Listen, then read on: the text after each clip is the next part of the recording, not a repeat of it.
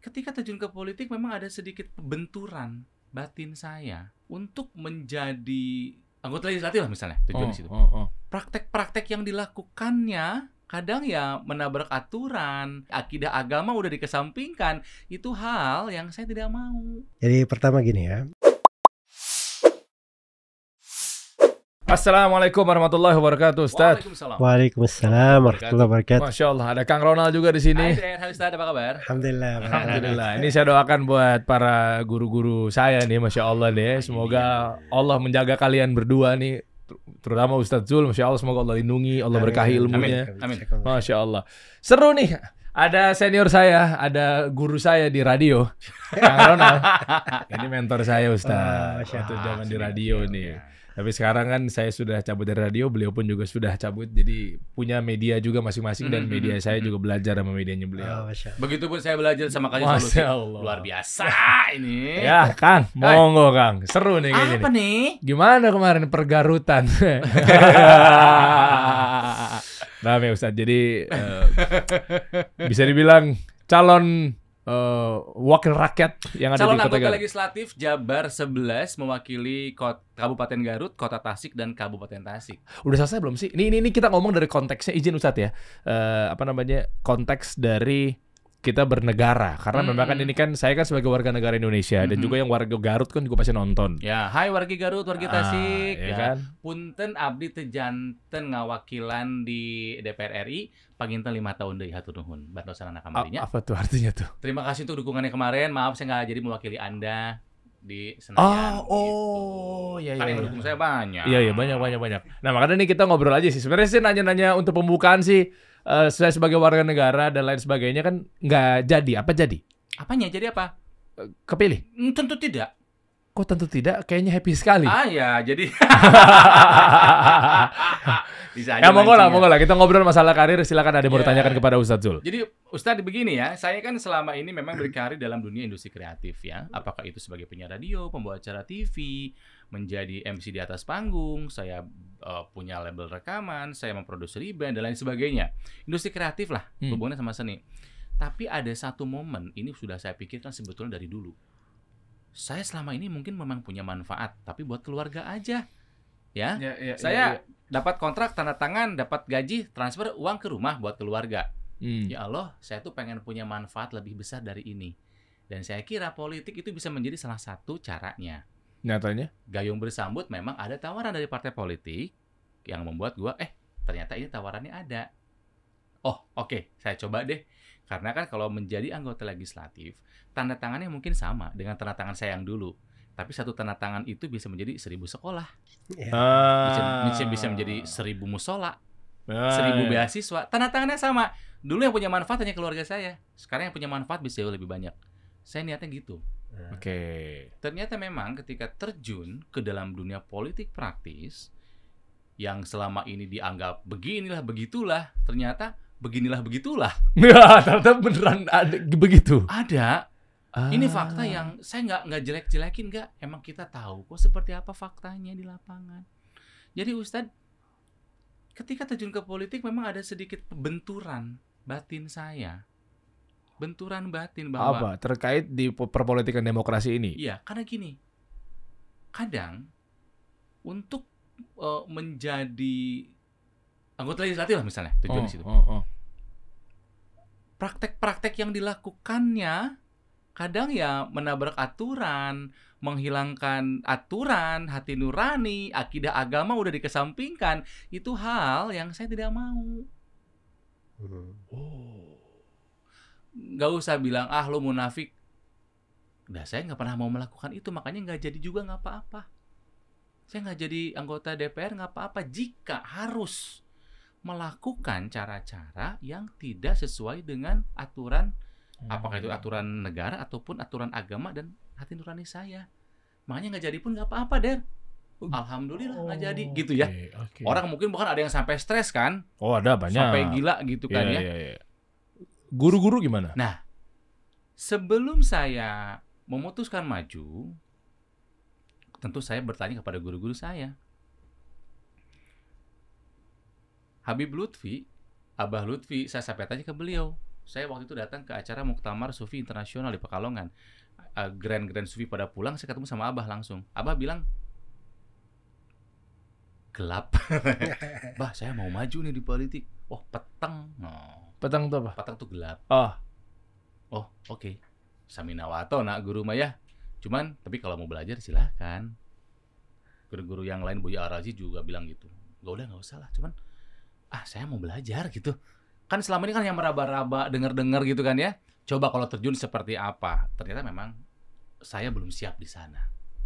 Saya yang belum siap ya, karena prakteknya memang sudah terjadi berpuluh-puluh tahun seperti itu gitu kan ya. Jadi ada semacam rasa syukur saya nggak jadi, Ustadz. Yang pertama guru saya nggak ngizinin. Tapi maksa maju terus. Tapi saya karena pengen belajar, makanya saya menjadikan kampanye kemarin 3 hal, Tad. Yang pertama sebagai ibadah, ya Allah tolong jadikan setiap langkah yang saya lakukan, setiap kata yang saya ucapkan benar ibadah. Yang kedua saya jadikan sebagai sekolah. Saya ngetes ilmu komunikasi bisa dipakai nggak, ilmu mempengaruhi orang, persuasi gitu kan ya. Komunikasi visual dalam poster dan sebagainya. Yang ketiga sebagai silaturahmi. Jadi ketika nggak jadi minimal saya dapat ibadahnya. Gitu Tad. Jadi bagaimana menurut Ustadz nih orang seperti saya yang ternyata mau mencoba berbuat banyak untuk masyarakat di bidang politik, tapi ternyata saya belum siap di tempat itu. Dan Allah takdirkan juga memang ternyata ya nggak masuk dalam situ gitu. Ya. Gitu. Bagaimana Ustaz? Baik, bismillahirrahmanirrahim. Alhamdulillahirrabbilalamin. Wassalatu wassalamu ala al-mabawuthi rahmatan lil alamin. Nabiyina Muhammad wa ala alihi wa sahbihi wa man tabi'ahum bi ihsanin ila yaumiddin, amma ba'd. Jadi pertama gini ya. Kadang kita banyak niat baik. Niat baik aja itu udah pahala gitu, bagus itu niat baik. Ya alhamdulillah. Karena itu kadang sebagian ulama membahasakan anta ma'jur biniyatik. Engkau sudah dapat pahala dengan niatmu. Ya, sebagian sahabat itu dia nggak hadir di perang Tabuk. Jadi Nabi di sebagian ini waktu beliau berkata kepada para sahabat yang sedang dalam perjalanan, kata Nabi SAW, Inna bil Madinati aqwaman. Sungguhnya di kota Madinah ada sekelompok kaum. Tidak kalian mendaki gunung, menelusuri lembah, kecuali mereka selalu bersama kalian. Kata para sahabat, mereka di Madinah ya Rasulullah. Kata Nabi, iya. Mereka bersyirikat bersama kalian dalam pahala. Kata Nabi SAW, mereka adalah satu kaum habasahumul udur. Mereka mau berangkat, niat ada, tapi tertahan, ada udur gitu. Aja saya berangkat. Jadi niat itu luar biasa sebenarnya. Namanya hidup ini, kadang kita sudah berencana ya. Tapi perahu itu tidak selalu berjalan sesuai dengan arah angin gitu. Jadi itulah kehidupan memang sebenarnya. Tapi yang paling indah itu sebenarnya suatu hal yang baik ya pada Bang Ronald, masya Allah sudah ada sebuah pijakan indah gitu.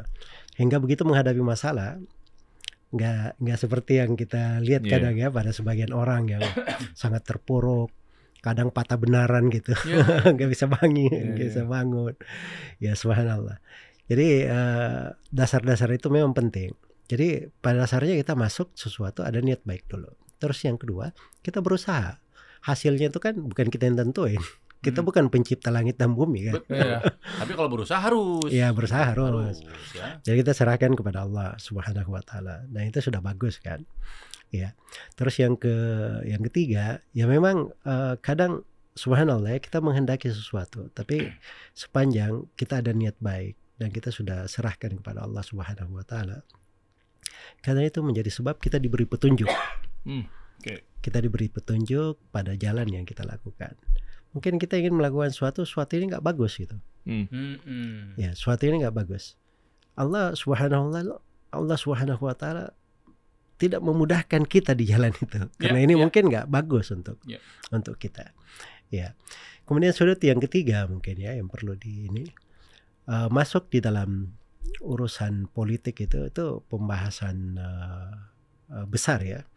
Karena itu di buku-buku seputar agama pun disebutkan bahwa pembahasan politik itu yakni lisiyasati rijal. Untuk masuk dalam hal itu ada orang-orang khususnya. Ya. Karena ini memang perlu banyak ilmu di dalamnya. Karena politik itu kayak gimana ya? Saya kasih gambar ringkas ya. Ilmu biasa itu kita bisa membedakan ini bagus, ini tidak bagus. Ya kan? Ini manis, ini pahit. Tapi ilmu yang luar biasa, kita dihadapkan pada dua hal yang pahit. Kita ambil yang paling sedikit pahitnya untuk menghindari hal yang paling pahit. Atau kita dihadapkan pada dua hal yang manis, kita pilih yang termanis dari dua hal itu. Nah, itu baru ilmu namanya. Dan di sudut politik selalu bermain di situ. Jadi katanya kalau yang memang saya rasakan juga tadi. Jadi politik itu nggak hitam nggak putih, abu-abu terus. Sementara kalau di agama kan jelas aturannya ya. Tadi hitam, putih. Ini abu-abu terus. Meskipun tujuan kita baik, tapi kita harus melalui jalur abu-abu dulu. Gitu loh. Ujung-ujungnya mungkin putih, tapi menuju ke sana abu-abu. Enggak melulu semuanya abu-abu kali, Kang. Apa sebagiannya aja? Hanya putih, untuk hasil putih mengawali dengan semua putih kemungkinannya kecil kalau di politik. Oh ya. Ini yang bilang senior saya juga gitu kan, yang nggak ada hitam putih di sini. Ya jadi kalau kalau kita pelajari ilmunya sebenarnya semuanya jelas sih. Di urusan politik itu apa aturannya, yang putih, yang abu-abu, yang hitam itu semuanya ada aturannya. Cuman memang pengalaman-pengalaman di dalam menerapkan itu juga beraneka ragam antara sebuah negara ke negara yang lain. Karena itu ada kebijaksanaan di masa Nabi SAW atau kebijaksanaan di masa Khulafa ar-Rasyidin itu dulu di masa Nabi tidak ada. Tapi dari sudut politik itu diterapkan karena memang itu sudah dibuka di dalam syariat, kepala negara bisa untuk mengatur. Misalnya pencatatan diwan orang-orang yang berangkat perang dan seterusnya itu kan ada di masa Nabi. Adanya di masa Umar bin Khattab. Umar memberi gaji untuk pegawai-pegawai atau memberi gaji kepada sahabat yang pergi perang atau sahabat yang dulu pernah berjasa. Itu kan di masa Nabi nggak ada, tapi ada di masa Umar, sudah dicatat. Dan itu boleh. Ya, itu kan berkembang. Kemudian berjalan setelah Khulafa ar-Rasyidin, dari Bani Umayyah, dari Bani Al-Abbas dan seterusnya, dari para khulafa yang berjalan, itu di sebagian negara itu ada berbeda dengan negara yang lainnya. Dan para ulama juga ketika menulis buku-buku seputar tata negara, itu apa yang mereka tulis dari abad misalnya kedua atau abad ketiga, keempat, kelima, itu ada beberapa perbedaan karena mereka kadang menulis sesuatu itu untuk kondisi di pemerintah yang mereka sedang hadapi, kayak gitu.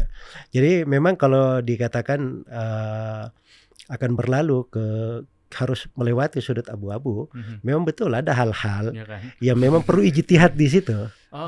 Kita perlu memberikan memposisikan sudut syar'inya yang benar di situ. Makanya tadi dari awal saya bilang bahwa yang masuk di situ gak sembarang orang. Iya gitu. betul. Iya dan memang kan politik is all about kompromi. Semuanya soal kompromi. Karena kalau kamu terlalu saklek hitam putih, kamu nggak bisa survive juga. Gitu loh. Untuk menjadi hitam ya nggak pengen, menjadi putih nggak akan survive. Jadi ya abu-abu terus. Nah tapi di satu sisi itu ada selalu pertentangan batin terus gitu loh, Tat. Ini nggak benar. Tapi kan tujuanku bener nanti ya. Boleh nggak sih gitu loh. Waduh. Padahal saya udah sengaja pakai baju warna ini loh buat antum, Kang. Hitam putih saya belajar. Hitam putih. Itu cuman saya tidak menyamaratakan. Yang baik ada. Tapi sekali lagi ya, kayaknya yang baik pun tetap harus melewati fase ya oknum kali ya berarti ya. Ya kalau yang ngaco mah ya aku bosan dengan kalimat oknum sebetulnya. Faktanya mungkin saya belum siap dan belum diizinkan Allah, dan saya berterima kasih bahwa ya udah Allah terima kasih, ini pasti yang terbaik sama Engkau yang berikan kepada saya. Udah gitu aja sesimpel itu.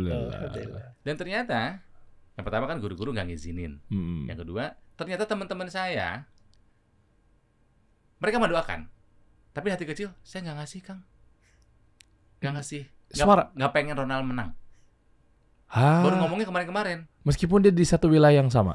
Enggak, dia beda dapil. Bisa kayak, Kang maju ya, iya, sok itu didoain, ya Kang Sati saya doakan. Kan pasti gitu dong. Iya, iya. Kang maju ya, iya didoakan. Pas kemarin ngomong, Kang maaf ya, saya di depan Akang ngomong mendoakan, tapi hati kecil saya bilang semoga dia nggak jadi. Ada gitunya, karena duh kasihan dia kalau jadi ke sana takut ke bawah-bawah gitu-gitunya. Lebih ke karena sayangnya gitu. Hati kecil Kang, tapi maaf ya ada hati kecil, aku nggak pengen Akang jadi gitu. Dan saya nggak marah. Oke. Nggak apa-apa. Nah ini kalau kita lihat dari cerita ini, Kang Ronald, makasih tadi udah cerita ya, Ustadz. Sebenarnya kalau misalnya balik lagi ke politik negara dan seterusnya, apakah memang ada contoh-contoh tentang bagaimana cara berpolitik atau mungkin politik syar'i yang udah pernah dicontohkan oleh dari zaman para sahabat dulu atau mungkin para tabi'in dan seterusnya? Itu bagaimana sih pembagiannya? Kayak tadi kan kalau ngomonginnya caleg berarti DPR ya? Ya legislatif betul. Nah, berarti wakil rakyat tuh seperti apa harusnya dan bijaknya bagaimana gitu ya menyikapi di luar dari ini, sama-sama kita belajar lah ya. Bagaimana Islam juga memandang sebuah politik tuh, artinya mudah-mudahan oknum apa segala macamnya juga tersembuhkan dengan adanya era seperti ini gitu ya, yang bisa kita coba pelajari gitu. Gimana Ustaz? Ya, politik itu salah bagian dari agama. Oke. Kalau ini mengatakan politik bukan bagian dari agama, itu keliru. Cuman politik yang kayak gimana. Itu yang benar. Jadi kalau politik dalam bahasa agama itu namanya siasa. Siasa itu dari akar bahasa, itu pengaturan yang membawa kemaslahatan dan kebaikan untuk semuanya. Oke. Ya, makanya para nabi itu dia mempolitiki. Ahli politik ya, Ya, semua ya. malah di hadits itu bahasanya begini. Kanal anbiya'u, kana bani Israel tasusuhumul anbiya. Kullama halaka nabiyyun khalafahu nabi. Adalah Bani Israel itu politiknya diatur oleh nabinya. Itu siasanya, itu kata siasa. Disiasa oleh nabinya. Setiap kali ada nabi yang meninggal, ada nabi lagi datang setelahnya. Jadi maksudnya apa? Keberadaan nabi ini membuat pengaturan yang membuat umat ini selalu di atas kebaikan. Jadi mereka kan mewarisi, mereka Nabi Bani Israel ya. Mereka ada Taurat dari Nabi Musa alaihissalam, itu yang mereka jalankan kan. Tapi setiap nabi itu kan ada syariatnya masing-masing. Misalnya Nabi Musa alaihissalam.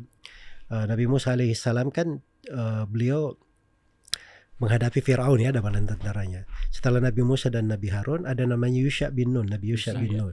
Yusha bin Nun ini diperintah berperang. Nah, itu lain lagi dia ininya, diberi syariat tertentu. Karena nggak semua nabi diperintah berperang ya. Betul. Nabi Isa nggak diperintah berperang. Nabi Zakaria nggak diperintah berperang. Nabi Yusuf nggak diperintah berperang. Jadi ada nabi-nabi tertentu yang diperintah untuk berperang. Yang paling lengkap itu pada ini Nabi kita Nabi Muhammad SAW. Karena beliau sempurna dalam segala hal yang ada pada para nabi itu terkumpul pada Nabi kita Nabi Muhammad SAW. Jadi maksudnya bahwa ilmu politik itu ada ilmunya.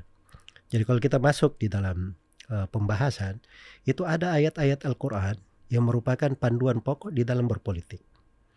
Ada hadits Rasulullah SAW itu disebut oleh para ulama panduan pokok di dalam pembahasan politik. Kemudian ada buku-buku yang memang ditulis oleh para ulama seputar itu. Ya, bukunya ini mungkin ruangan ini 5 kalinya mungkin nggak cukup untuk buku-buku itu. Detail juga berarti ya. Jadi saya pernah baca buku khusus untuk pengaturan delegasi nih. Delegasi antara negara, utusan negara ke negara ini. Itu untuk utusan-utusan aja. Saya pernah lihat buku tebalnya kayak gini. Terus ada beberapa buku gitu loh untuk ngatur urusan itu saja di dalam pembahasan. Ada pembahasan terkait dengan masalah hubungan bilateral, hubungan antar dua negara. Kalau negara itu muslim dan muslim, antara negara muslim dan selain muslim, itu semuanya ada aturan-aturannya. Baik, jadi maksudnya orang yang masuk di bidang ini sebab ini sudut kemaslahatan rakyat di situ. Banyak hal yang bagus kalau diketahui ilmu yang benarnya. Cuman masalahnya kan oknum ini melanggar aturan ilmunya. Poinnya tuh itu kan. Iya, dan masalahnya gitu kita niatnya baik nih awalnya, tapi untuk memperjuangkan kebaikan itu kadang harus melewati cara-cara yang tidak baik. Iya, tahu. Dan ketika sudah ada di sebuah institusi, pusaran yang tidak baiknya begitu kuat. Akhirnya si orang yang niatnya baik menjadi kebawa tidak baik. Gitu loh. Sedih.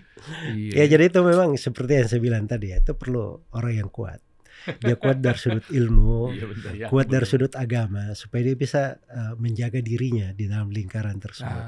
Kemudian yang kedua, dia juga harus punya kekuatan di dalam menghadapi masalah.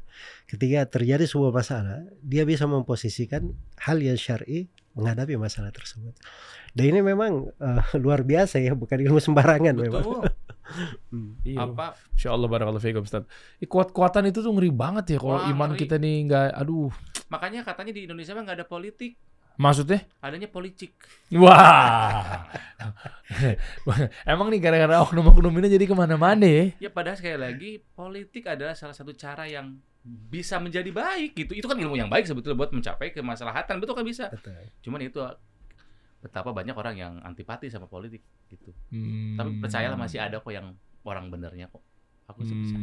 Ya, ya itu dia, makanya percaya dengan ada orang benar berarti artinya Orang bener yang masih bisa orang yang kuat. ya kuat, Ya. ilmunya ada dan bisa jago komprominya nih. Jangan sampai kita niatnya takutnya diwarnain, kalau bisa kita yang mewarnai dengan yang Ya. baik-baik ini gitu ya. Ya gitu. Berat. Jadi untuk kehidupan sehari-harinya lagi, artinya ketika memang ternyata ya Allah takdirkan tadi ya, misalnya nantinya meskipun belum selesai kan perolehan suaranya kan. Udah Oh, udah selesai. Udah fix lah inilah. Pas Oke. ini tayang udah selesai dan Oke. Dan gimana jadi kembali lagi ke kalau saya sejak dari awal juga udah yakin nggak masuk, suaranya juga nggak terlalu bagus. Terus juga apa ya? Ya ada banyak macam pertimbangan lah dan ya saya nggak mungkin cerita semua, tapi intinya adalah saya kayaknya tahun ini belum siap secara mental, secara dana, secara waktu, secara ilmu, secara tim. Saya mungkin belum siap untuk 2024 ini. Tidak tahu 5 tahun lagi seperti apa dan tidak tahu bagaimana Allah memperjalankan saya. Dan berarti balik lagi ke kehidupan asal dalam artian tetap ngonten, syuting dan seterusnya kan. Tetap syuting kemarin juga. Nah itu sedihnya di kita itu adalah ketika kita berwarna masuk ke dalam sebuah partai, itu langsung kayak ada semacam, atau kita main politik praktis, itu langsung kayak ada semacam apa ya, alergi gitu loh. Saya nge-MC misalnya, Mas nge-MC ya oke. H-1 Mas kamu nyalek ya? Iya. Wah nggak jadi deh. Lah apa urusannya? Kan saya kerja nge-MC, nggak mungkin saya kampanye juga dong. Iya. Dekat. Jadi bisa dibilang selama saya berkampanye ria, itu kerjaan offer tuh sangat sulit. Toh kok nggak bisa profesional sih? Saya sih bisa ya. Ketika sebuah acara, ya saya akan nge-MC sebagai pembawa acara-acara itu gitu loh. Nggak keluar dari situ. Ya nggak mungkin dari situ, kan saya profesional. Ya, memang salah, memang semenjijikan itu masuk ke dunia politik praktis, gitu loh. Jadi ada di Indonesia itu cap warna itu sangat berpengaruh ternyata. Ini bahas labelisasi aja kalau gitu ya, bahas labeling, framing. Bisa. Itu bagaimana tuh dari sudut pandang Islam tuh frame seseorang, Ustaz? Apakah ada kisah-kisah yang memang kita bisa petik terus kita harus kayak gimana ya? Ya apalagi ketika label yang disematkan kepada kita bukanlah label pemenang. Kan sekarang ada grup pemenang yang akan menikmati kemenangan adalah orang-orang dengan label yang bersatu di sana. If you know what I mean? Iya. Orang-orang dengan warna lain di luar tim pemenang agak sedikit ada pasti ditunggangin gitu-gitu. Dia mah orang sono nggak usah dikasih kerjaan sekalian. Kalau misalnya orangnya punya potensi, tapi karena kebetulan dia berwarna yang beda dengan pemenang, nggak adil menurut saya. Ini sebenarnya agak keluar dikit, Ustadz izin saya mau ajak keluar sedikit, tapi sebenarnya agak bisa ditarik benang merah aja ya, terkait framing, labeling, hajar dalam pandangan Islam yang nggak tahu nih nyambung apa nggak. Cerita tentang Ka'ab bin Malik radhiyallahu an, ketika di frame dia diiniin apa segala macam, bagaimana Islam memandang Ustadz ketika seseorang tuh di labeling. Ini pokoknya jangan pilih dia, jangan sama dia. Nah itu sikap kita nih gimana dan kapan waktunya kita bisa memframe orang dan kapan dan gimana kita menyikapi tentang sudah di frame dan di labelin sama orang gitu loh Ustaz. Itulah masalahnya, kita masuk ke suatu lingkaran. Di lingkaran ini sudah dimaklumi apa konsekuensinya di belakang itu. Jadi memang kita harus terima gitu. Oh iya, harus terima ya. Makanya diterima. Jadi kita milih warna apa di situ, pasti ada konsekuensinya. Iya. Kan? Ya. Walaupun memang profesionalnya seperti yang disebut tadi, ya harusnya kita kan sepanjang namanya bernegara, sepanjang ini keahlian dia, orang yang bisa memberi manfaat ke banyak orang, harusnya kita bisa rangkul, kan gitu kan. Tapi nyatanya sulit ya.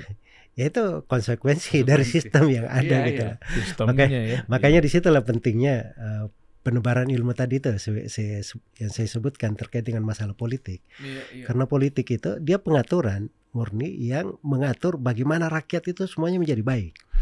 Ya, jadi nggak dilihat pada ini arahnya dari kelompok mana, dari golongan mana. Ya. Tapi yang dilihat adalah kepemimpinan yang mereka ini mengatur rakyat ini dengan bagus, kita bantu dari sudut pemimpinnya dan dari sudut rakyatnya supaya bisa bersinergi, bersambung antara keduanya. Ya. Terus memang kita kalau berbicara dari sudut pahitnya ya, demokrasi itu luar biasa, pahitnya itu banyak sekali kita. Baiknya banyak sekali. Di antara bentuk pahitnya mungkin ini yang bisa kita lihat ya. Setelah selesai pun masih ribut-ribut gitu. Iya. Setelah 2 periode pun masih diingat-ingat gitu. Teman jadi musuhan, saudara jadi musuhan gitu. Ya, kemudian namanya orang katanya kalau kita ngejar, apalagi niatnya dunia ya, itu kan kedudukan, jabatan kan dunia semua kan. Makanya kata sebagian ahli hikmah, dunia itu kan dibahasakan seperti bangkai kan. Jadi orang-orang berlomba-lomba untuk memperebutkan bangkai itu biasanya kan dimaklumi makhluk-makhluk mana yang biasa seperti itu kan. Jadi itu juga bagus menjadi perhitungan untuk kita. Bahwa di dalam amalan-amalan itu kita harus pandai membedakan mana sudut akhiratnya dan mana sudut dunianya. Baik. Sebab itu akan membantu kita bisa mensterilkan kondisi dan keadaan. Ya, barakallah. Oke. Insyaallah. Ustadz, dari gini. Ya, gimana Kang? Karena tadi Ustadz kan ini kan masalah duniawi gitu kan. Iya. Ada 3 ayat di Al-Quran yang menurut saya ini mirip isinya. Al-An'am 32, Al-Ankabut 64, Muhammad 36. Bahwa dunia hanyalah permainan dan senda gurau belaka. Sesungguhnya alam akhirat adalah yang tempat sebaik-baik, itulah intinya gitu. Ayat itu setidaknya yang membuat saya lebih santai menghadapi kekalahan. Dunia inilah caleg gagal, alah cuman duniawi, santai aja. Bisnis gagal, alah cuma duniawi, gagal. Betul nggak saya memaknai itu? Memaknai ayat itu saya betul nggak Ustaz? Oh iya betul. Santai aja lah, cuma dunia ini. Gitu. Apa jangan-jangan malah kita kebentur sama tawakal yang salah? Nah, coba nyambung tuh. Udahlah, gimana Allah aja udah. Nah, tapi ntar malah kitanya jadinya malah apakah mengurungkan niat untuk ikhtiar misalnya? Oke, kalau saya sampai ke sana enggak? Oke. Aku sampai ke sana enggak? Cuma aku mah begini, dalam menghadapi kegagalan dalam hidup selalu berpegang ke ayat tadi. Iya. Dunia hanyalah senda gurau dan permainan belaka. Oke, jadi konteksnya gagalnya itu ya. Berarti kalau gagal ya sudah gitu ya. Betul nggak saya memaknai itu? Ya cakep sih, cakep. Masya Allah. Jadi maksudnya itu ayat-ayat itu kan 3 surat tadi ya, Al-An'am, Al-Ankabut, sama Al-Hadid. Surah Muhammad. Baik, ada juga di Al-Hadid, ada juga di surah. Aku bertahu 3 itu. Masih ada yang lain? Iya, masih banyak. Dengan isi yang sama? Iya, mirip. Gitu. Mananya banyak. Ada di surah Yunus, ada di surah Al-Kahfi, di banyak tempat. Jadi memang seperti di konteks misalnya di surah Al-Ankabut misalnya, innamal hayatud dunya la'ibun wa lahu walad darul akhiratu wa innad daral akhirata lahiyal hayawan law kanu ya'lamun. Sungguhnya kehidupan dunia itu hanya permainan dan senda gurau. Dan kehidupan yang sebenarnya itu adalah kehidupan akhirat. Ya. Andai kata mereka mengetahui. Ya, betul. Jadi itu memang dijadikan bahwa batas ilmu itu batas ilmu. Seorang dia bisa membedakan antara dunia dan akhirat. Makanya kan di ayat dikatakan law kanu ya'lamun. Ya, karena itu kata para ulama. Ini dari guru-guru kita ya, selalu dia bilang seorang penuntut ilmu itu paling sedikit dari ilmu yang artinya dia benar belajar ilmu. Kalau dia tahu satu hal, itu artinya dia sudah ambil kadar yang paling sedikit dari ilmu. Apa satu hal ini? Dia tahu bahwa dunia itu adalah hina. Dan akhirat itu lebih bagus daripada dunia. Itu kadar yang paling sedikit. Kalau memang orang sudah pernah belajar gitu. Ya. Jadi itu memang disebut dalam Al-Quran di banyak tempat. Itu untuk meringankan kita menghadapi dunia ini, supaya kita tahu bahwa dunia ini di bawah kaki gitu loh. Hina banget deh. Iya, di bawah kaki, jangan kita pikul di atas punggung jadi berat, nanti kita hormati di atas punggung jadi berat gitu kan. Harusnya kan kita injak di bawah, jadi kita ringan gitu. Kita bisa berpijak, memanfaatkannya sesuai dengan keperluan kita, tetapi tidak membebani kita. Nah, itulah harusnya kehidupan dunia seperti itu. Sekarang malah kebalik ya kita ya. Malah terbebani oleh kehidupan duniawi ya. Iya. Malah dibopong dunia. Iya, harusnya kita jadi bos buat mereka, buat si duniawi. Sekarang malah duniawi yang menjadi bosnya kita gitu ya. Kita di drive oleh kebutuhan duniawi. Ya, itulah dunia kita pikul kan jadi berat juga hidup. Berat udah disayang-sayang. Harusnya diinjek gitu ya. Ya harusnya kita injak aja. Injak. Ulama loh itu. Bisa nggak? Injek duniawi. Ya berat ya. Udah mau jempol tapi nggak jadi. Tetap manusia ya Allah. Masih butuh juga. Kadarnya gimana tuh Tad? Kadarnya sampai duniawi tidak sampai mengganggu kita gitu loh. Jadi kalau dilihat harta itu kan Nabi juga punya harta kan. Ya. Para sahabat juga punya harta. Umar bin Khattab punya tanah, ya kan. 10 orang dari sahabat yang dijamin masuk surga, 4 diantaranya itu pebisnis sukses. 4 diantaranya dari 10 orang yang dijamin masuk surga ini. Ya, ada Utsman bin Affan, Abdurrahman bin Auf, Thalha bin Ubaidillah, Az-Zubair bin Al-Awwam. Itu orang-orang kaya semua tuh. Ya. Boleh berarti artinya kita kaya boleh kan? Berdoa jadi orang kaya gitu. Makanya harta itu oke, nggak ada masalah. Harta itu di tangan para sahabat, ketika harta itu ada, itu mereka semakin banyak kebaikan mereka buat. Oh, sedekahnya. Iya, masalahnya mereka itu gini, harta di tangan mereka, dia pakai untuk apa saja, bukan di hati mereka. Kalau kita ini masalahnya hartanya di hati, jadi hilang. Saya sampai jantung-jantung saat. Jadi jantung-jantung saya. Kita bisnis saya, project gitu ya, projectnya nggak jadi aja sudah sedihnya setahun gitu kan. Iya. Karena di hati. Iya di hati masalahnya gitu kan. Allahu Akbar. Kalau dia dunia di tangan, ya kita tahu ini kita berusaha, kita diperintah profesional mencari dunia dan bagus kita kerja profesional, Allah cinta hal yang seperti itu. Tapi kita tahu itu semuanya di tangan Allah. Kalau Allah berkehendak beri, kita diberi. Allah mau ambil lagi apa yang sudah diberi, Allah ambil. Nggak ada di tangan kita. Insya Allah, alhamdulillah Kang, nggak jadi Kang. Ujiannya luar biasa, loh. Apalagi nanti udah jadi kan. Ngeri banget dalam tanda. Wah, ngeri ya. Ya kuat-kuatan aja udah. Berarti menjadi kaya, punya banyak materi duniawi silahkan. Tapi kemelekatan dengan si harta itu yang jangan gitu ya Tad ya. Merasa memilikinya itu gitu ya. Betul, jadi cahaya akhirat harus bertahta benar di dalam hati. Itu yang paling pokok. Terus yang kedua, dunia itu jangan menguasai hati kita. Seperti yang saya bilang tadi, dunia itu harusnya di tangan aja. Kita pakai pada hal yang dicintai dan diridhoi oleh Allah Subhanahu wa taala. Ada di tangan kita, alhamdulillah. Tidak ada, mungkin itu yang terbaik ya Allah pilihkan untuk kita. Ya. Makanya akhirnya oknum-oknum ini dihajar, terabas, melakukan segala cara korupsi. Karena kan yang penting kan dunianya daripada hilang. Iya. Mending gue taruh di hati. Gitu kan poinnya kan. Sebetulnya itu mereka yang begitu ya dibecu oleh rasa takut miskin, takut nggak bisa punya rumah gede, takut nggak bisa naik bisnis kelas. Itu kan di hati semua. Ya. Nah, nggak mau saya mah. Keren. Masya Allah. Di ujung ini udah saatnya mungkin ada mau pertanyaan terakhir dari Kang Ronald atau ditutup dengan Ustadz. Kok jadi keren episode ini ya? Tadi kita janjinya ngomongin karir jadi seru ya, bahas dunia akhirat ya. Makasih lo Kang udah memantik-mantik gitu ya. Gitu seru banget. Oke. Masya Allah. Jadi Ustadz, terakhir pertanyaan. Mungkin sederhana, mungkin seperti orang awam pertanyaannya, tapi saya kira penjelasannya mungkin bisa sangat panjang. Tapi bagaimana caranya kita bisa hidup bahagia dunia akhirat? Karena saya lagi butuh itu. Masya Allah. Berat. Hantaman kiri kanan ada sih, mau orang juga ada gitu kan ya. Nah, gimana supaya kita bahagia?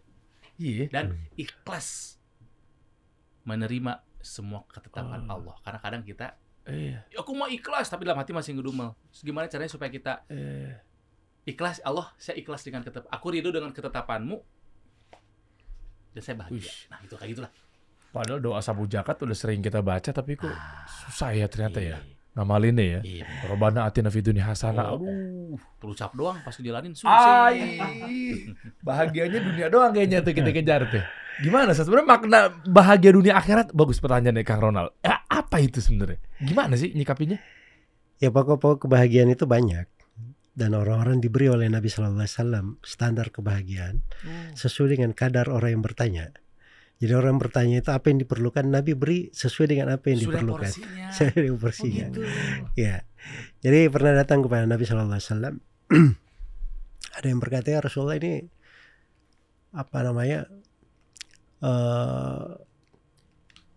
ajaran agama ini banyak banget gitu.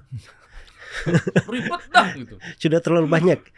Saya mau ringan-ringan aja. Kasih saya satu pintu, saya pegang selama saya hidup, sudah saya selamat. Kata Nabi SAW, la yazalu lisanuka rataban bidzikrillah. Terus menerus lisan kamu itu basah dengan berzikir kepada Allah. Ini seorang sahabat nih, dikasih zikir ya cocok kepada dia. Datang seorang sahabat kepada Nabi SAW. Dia bertanya, Rasulullah, berwasiatlah untukku. Kata Nabi SAW, la taghdab, jangan kamu marah. Terus diulangi lagi, ya Rasulullah, berwasiatlah untukku. Kata Nabi SAW, jangan kamu marah. Terus diulangi, Nabi hanya berkata, jangan kamu marah. Sebab itu kebahagiaan yang dia perlukan. Oh, karena orang lawan bicaranya adalah emosian misalnya. Iya, dia mungkin dia perlu untuk itu. Maka Nabi hanya memberi mana itu. Jangan marah aja, lu bakal bahagia deh gitu ya, istilah gitu. Iya, kemarahan itu kan pintu banyak keburukan kan bisa betul. keluar. Dan itu kalau dijabarkan, ini hadits pendek sebenarnya. Tapi ajibnya itu, di antara ulama ada yang mengeluarkan dari hadits itu lebih dari 30 pelajaran. Padahal hadits pendek gitu. Nah, itu keindahan juga. Ada seorang sahabat datang kepada Nabi SAW. Dia berkata, ya Rasulullah, kulli fil islami qawlan la as'alu anhu ahadan ba'daka. Ya Rasulullah, ucapkanlah saya tentang Islam ini satu ucapan. Setelah engkau beri wejangan kepadaku ucapanmu itu, saya tidak perlu tanya lagi kepada siapapun setelahmu. Wah, ini cakep juga kan pertanyaannya. Apa nih jawaban Rasulullah? Nabi hanya berucap kalimat ringkas kepadanya. Qul amantu billahi tsumma istaqim. Katakan saya beriman kepada Allah, kemudian kamu istiqamah. Cuma itu aja. Coba ini dua sudah mencukupi semua hidupnya. Keimanan itu, cabang iman itu ada berapa? Ya kan, lebih 70 cabang kan. Ya kan, itu aja. Coba pohon keimanan itu tanam dengan bagus. Perbagus cabang-cabangnya, petik buah-buahnya.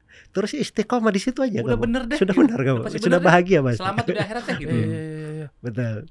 Kemudian Nabi SAW pernah ditanya lagi oleh seorang sahabat.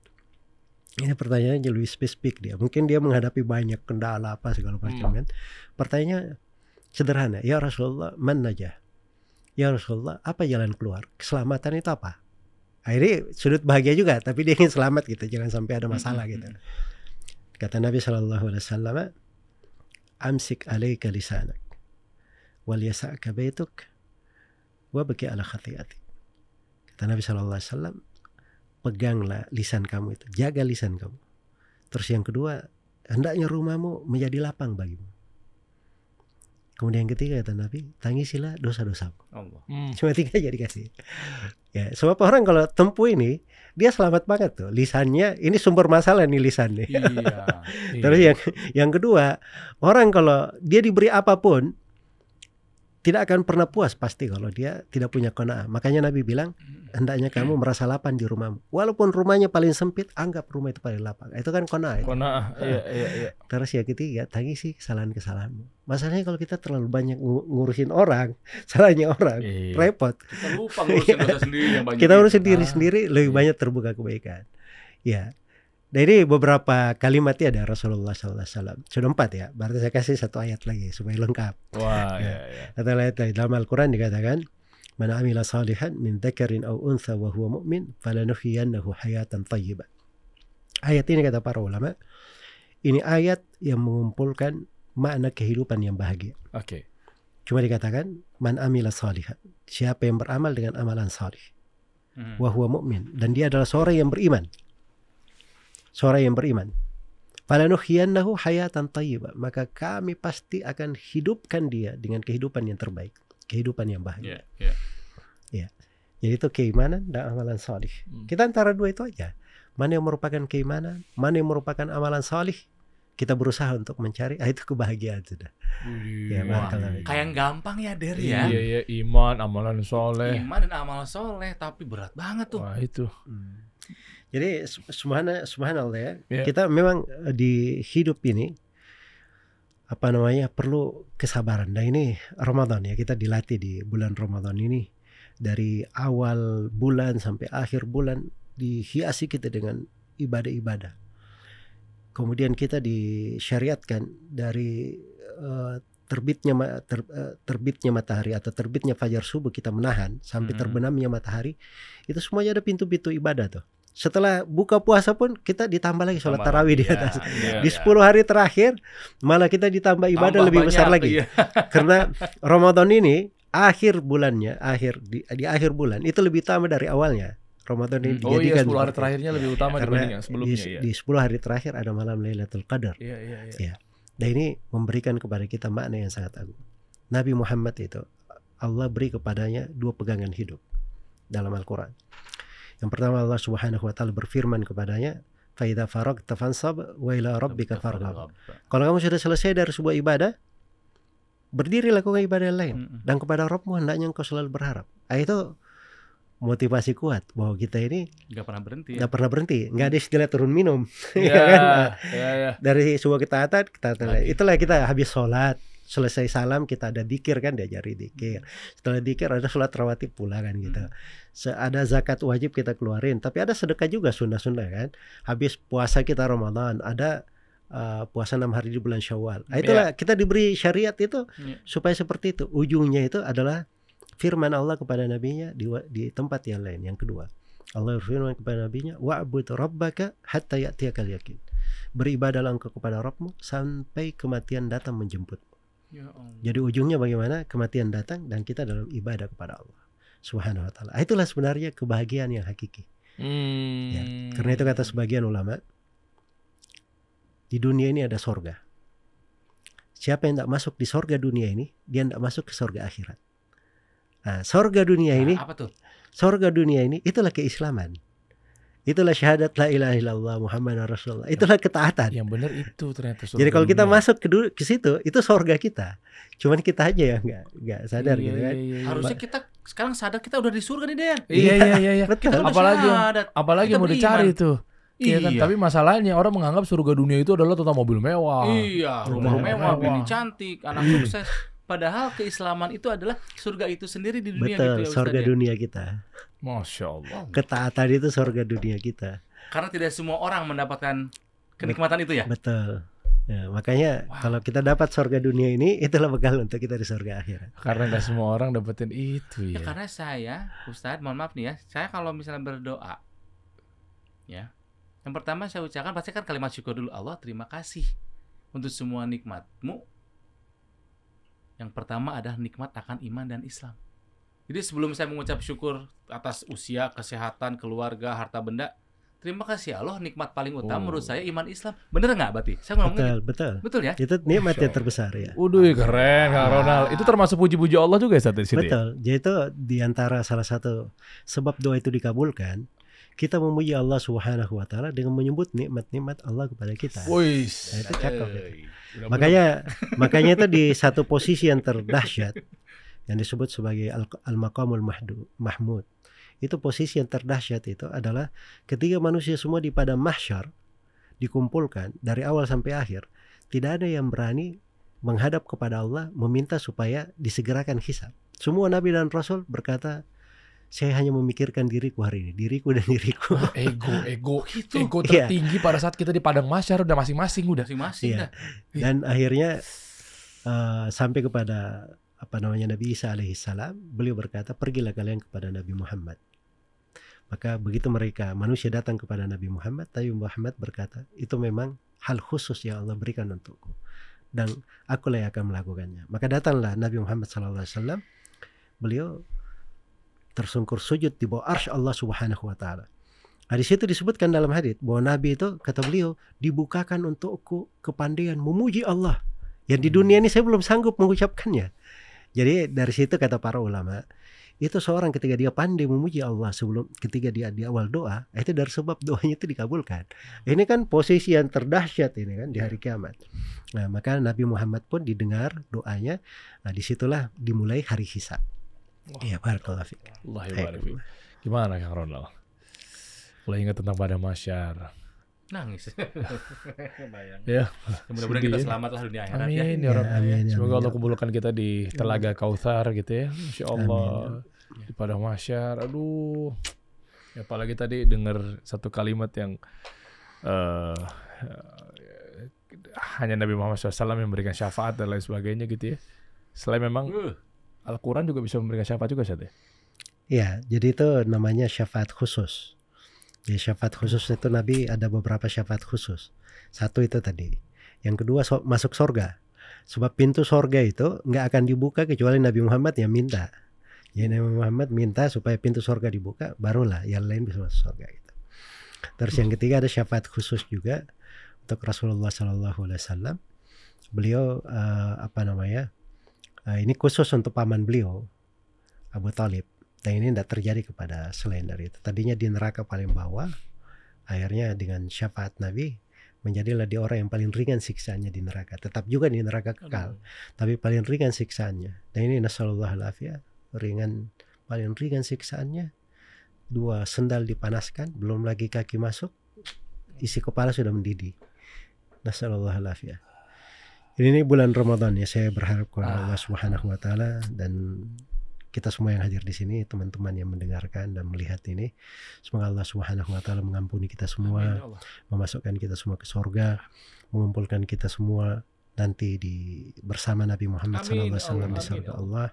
Kemudian semoga Allah Subhanahu wa taala meringankan kita semua di hari akhirat di padang mahsyar. Kita digolongkan kepada orang-orang yang minum dari telaga Rasulullah sallallahu alaihi wasallam, dimudahkan melewati as-sirat, jembatan yang dihamparkan di atas punggung neraka jahanam, dan kita semua dikumpulkan kelak di kemudian hari di surga Allah sebagai orang-orang yang bersaudara, saling berhadapan, ya memuji Allah Subhanahu wa taala atas segala karunia dan nikmatnya. Innahu waliyudzalika wal qadiru alaihi wallahu taala. Masya Allah, barakallahu fiikum.